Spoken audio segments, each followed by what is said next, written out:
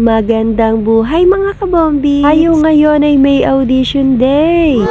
Kaya naman, madalian ang aming biyahe dahil baka kami ay mali. Nag-jeep na nga lang kami ngayon dahil coding si Blackie ngayon. Iki na nga lang, mga oras na yan ay tuloy-tuloy ang aming biyahe. At nag-aalala pa nga kami ng mga oras na yan dahil baka kami ay mali. Iki na lang at wala nga traffic ngayon. At bumaba na nga kami sa jeep at naglakad papunta ng agency. At ayan na nga ang aking mga talent, sila ay nagstay muna sa bahay dahil sobrang layo ng kanilang inuuwian. Pagdating nga namin sa agency, ayan na at nag-fill up muna sila kay Kuya Guard. At pagtapos sila mag-fill up, kami ay umakyat na at nag-asikaso na nga. At syempre, minake-upan ko na sila at binihisan dahil sila ay kukuha ng number para sa audition. At nang matapos ko nga make-upan yung isa, tinawag ko na rin ng isang talent para na matapos na kami mag-make-up. At pagtapos ko nga sila make-upan, ayusan ko naman sila ng kanilang buhok.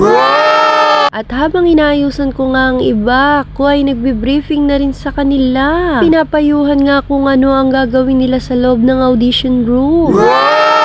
Siyempre, pinapalakas ko na rin ang loob ng bawat isa. At ayan na nga, may mga nagpa-practice ng sayaw. Sila yung may visa na at ready for departure na.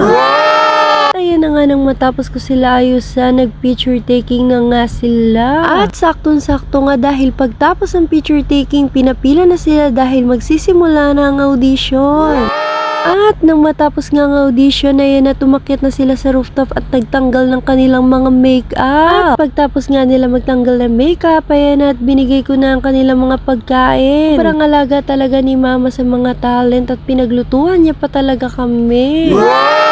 Kaya naman salamat Mama. At ayan na nga pagbaba namin, uuwi na ang isa naming talent. At ang iba naman ay sa amin mag-i-stay. Dahil desidido nga talaga sila mag-audition. Sobrang layo talaga ng mga kanilang inuuwian. Kaya naman kami ay umuwi na. Para bukas sa audition ay freshness overload nga sila.